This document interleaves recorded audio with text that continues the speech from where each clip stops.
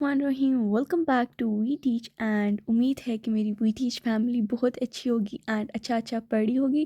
Thank you for all the love and support you guys give. बहुत ज़्यादा motivation है and अभी it's 5:45 and ये मोटिवेशन कब आई है कि आई वोक अप फॉर नमाज, so I saw few subscribers subscribed and few beautiful comments कि आपका एग्ज़ाम बहुत अच्छा and you were thanking me. तो believe me when you guys trust us, इतबार करते हैं कि तो उसके रिस्पॉन्स में हमें ज़्यादा दिल करता है कि we make good things for you, ऐसा आपको कंटेंट दें जो आपको काम आए।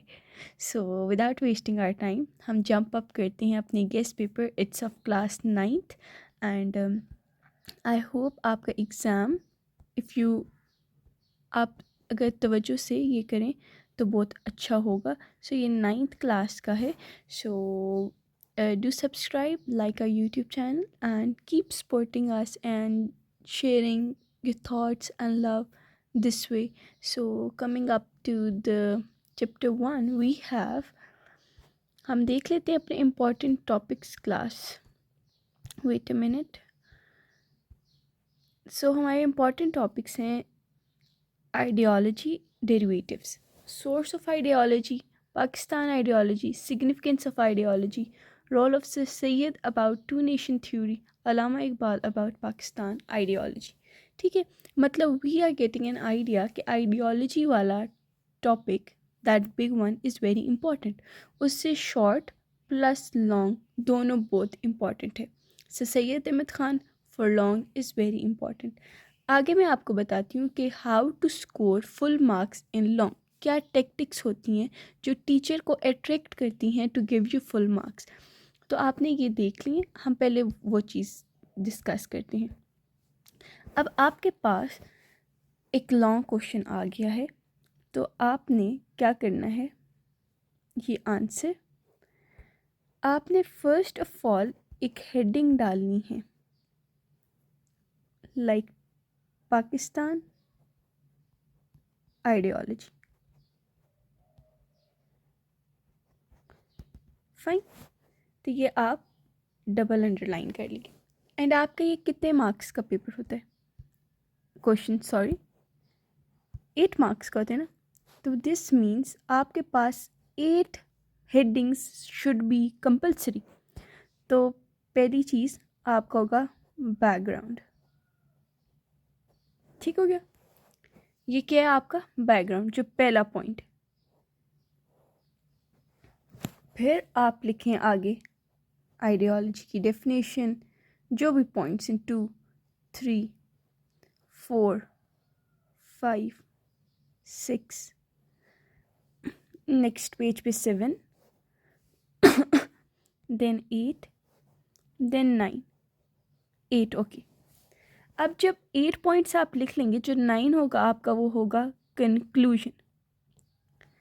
अब बैकग्राउंड क्या था कि पाकिस्तान आइडियोलॉजी का बैकग्राउंड, इससे पीछे वाला आपको उन्होंने बुक्स में भी एक पहले एक पैराग्राफ दिया होता है, that is basically the background. And conclusion है कि आपने ये जितने पॉइंट लिखे हैं इसे सम अप करके आप 2-3 लाइंस में कंक्लूड कर दें। बिलीव मी, जब आप हेडिंग्स दे के लिखेंगे, ये आपकी हेडिंग होगी, हेडिंग एंड अंदर आपने लिखना है अपनी इसका मटेरियल। तो ये जो blue one is your headings, ये आपने हेडिंग देनी। जितनी ज़्यादा आपकी हेडिंग्स होंगी उतने ज़्यादा मार्क्स ज़्यादा मिलेंगे आपको। अब देखें, ये बैकग्राउंड एंड कंक्लूजन ये तो कन्फर्म है। अब जैसे इसकी हम देखते हैं, इसकी बात करते हैं। Let me arrange it, wait. अब ये था आइडियोलॉजी, पहले क्या है आपकी आइडियोलॉजी की डेफिनेशन। तो इधर आप आइडियोलॉजी बड़ा सा लिखें, अंडरलाइन इट, एंड नीचे आप अपनी आइडियोलॉजी की डेफिनेशन कोट कर दें इन्वर्टेड कॉमास में। ठीक हो गया। तो इसी तरह आपका आगे जो भी पॉइंट होगा, आपने जो भी पॉइंट लिखना है। अब आपने लॉन्ग में ये नहीं करना कि you start ideology of Pakistan and writing it like this, no heading, no nothing. So like this you won't get marks. आपको मिल जाएंगे 8 में से 4 5, बट अगर आप हेडिंग्स देंगे तो 8 out of 8. This is a trick, you need to understand this. आपकी paragraph है, उसके अंदर से भी हेडिंग बनाएं. आगे डिफरेंट लाइन स्टार्ट हो रही है, उसको स्टार्ट करें और ऊपर उसकी एक हेडिंग दे दें जो उधर अंदर मेन वर्ड यूज़ हो रहा है. अगली लाइन लिखें, उसके ऊपर एक हेडिंग दे दें जो उसका मेन वर्ड यूज़ हो रहा है. तो इसी तरह जब आप हेडिंग्स ये देंगे, ये भी हेडिंग है, तो इस तरह 8 हेडिंग्स मस्ट होनी चाहिए. तो इस तरह आपको डायरेक्ट 8 मार्क्स मिल जाते हैं. इसमें एक आपका होगा मेन, बड़ी हेडिंग. पहली होगी आपकी बैकग्राउंड. अंदर आपने 6 अपने दूसरे पॉइंट्स लिखने हैं विद हेडिंग. एंड जो आपका 8वां पॉइंट होगा वो होगा आपका कंक्लूजन. अब देखिए, जब आपका ऐसे एग्ज़ाम होगा, why won't the teacher give you 8 out of 8, tell me. And आपकी जो छोटी मोटी मिस्टेक्स भी हो जाएंगी वो निगलेक्ट हो जाएंगी. So this is the main way to score good marks in long. And similarly आपने शॉर्ट लिखना है, ऐसे ही आप मेन हेडिंग दें एंड नीचे स्टार्ट कर दें 4 to 5 लाइन्स में जितना भी आपने लिखना है. आगे चैप्टर 2 है हमारे पास, establishment of Congress. Chapter 2 is very important class, very important. Educational service, partition of Bengal, similar adaptation, establishment of AIML and students. आपको सॉल्व्ड MCQs हमारी यूट्यूब की नेक्स्ट वीडियो में मिल जाएगी. एंड उसमें शॉर्ट के भी अब ट्राई माई बेस्ट आपको प्रोवाइड किया जाए.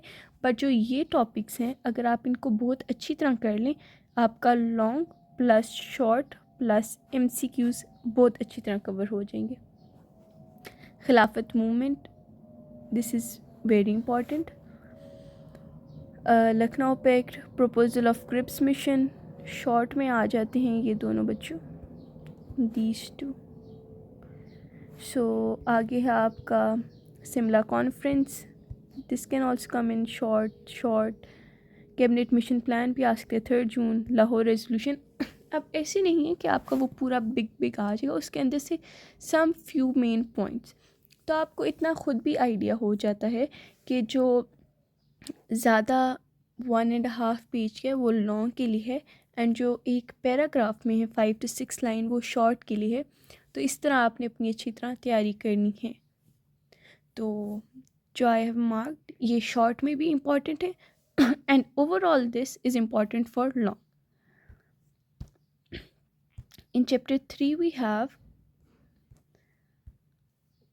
location of Pakistan, neighbors of Pakistan, difference between weather and climate, temperature zones, 5 glaciers of Pakistan. This you should also do for short, and this is given as a short. I told you in the previous video कि I'm trying कि एक ही slide में आपको long plus short I would provide you, that आपको आगे पीछे ज़्यादा ना जाना पड़े, आपको एक ही जगह से एक अच्छा फिल्टर्ड कंटेंट मिल जाए. आगे है desserts of Pakistan, coastal area of Pakistan, this is important. Definition of green house effect, global warming, this is important. Importance of forest and causes of deforestation. Deforestation मतलब कटिंग डाउन ऑफ ट्रीज. तो जब आप importance लिखेंगे तो उसके causes भी आपको आती होंगी इंशाल्लाह. And chapter number 4, Liaquat Ali Khan, significance of constitution, dismissal at the first Constituent Assembly, Islamic provision of 1956-1962 Constitution, BD system, Muslim Family Law Ordinance, Hazrat Bahal incidents, legal framework order, land reforms of Ayub Khan, results of 1917 election, and role of Quaid-e-Azam as the Governor General. इसमें important I would say ये बहुत ज़्यादा important है, ये very important है. This is very important, this is very important. बाकी भी आपने करने हैं बट इन पे आपने ख़ासी तवज्जो देनी है. सो हमारे 4 चैप्टर्स हैं. सो आई होप बहुत अच्छी तरह समझ आ गई होगी आपको which chapters are important which are unimportant. बताओ the main thing is that you should have the idea कि इम्पॉर्टेंट कौन से हैं। You should not waste your time on unimportant things which you know कि नहीं आने। तो इम्पॉर्टेंट करें, पहले आप अपना ओवरऑल एक दफ़ा कर लें, एंड जब आपके पास टाइम जो एंड होता है उसमें आपने इम्पॉर्टेंट करने। देखिए, you do not have the time कि आप लास्ट मिनट में पूरी बुक को थॉरो रीड करें। No you can't, it's impossible. So what you need to do is smart study. And smart study में क्या होगा, the important which we are telling you, आपने उनको अच्छी तरह रिवाइज करना है लास्ट मिनट्स में। तो वो जब आपके अच्छी तरह ग्रिप होगा और इंशाल्लाह उसी में से आएगा, तो why won't you get full marks. So very good luck, अच्छा अच्छा पढ़ी। हेडिंग्स मस्ट बी देयर, जितनी ज़्यादा हेडिंग्स होंगी उतने ज़्यादा मार्क्स आपको मिलेंगे। शॉर्ट हो लॉन्ग हो जो भी हो, हेडिंग्स जितनी ज़्यादा होंगी उतने ज़्यादा मार्क्स होंगे। आप बेशक 2 लाइन ही लिखें ऊपर एक स्पेशल हेडिंग बनाएं उसी के अंदर से।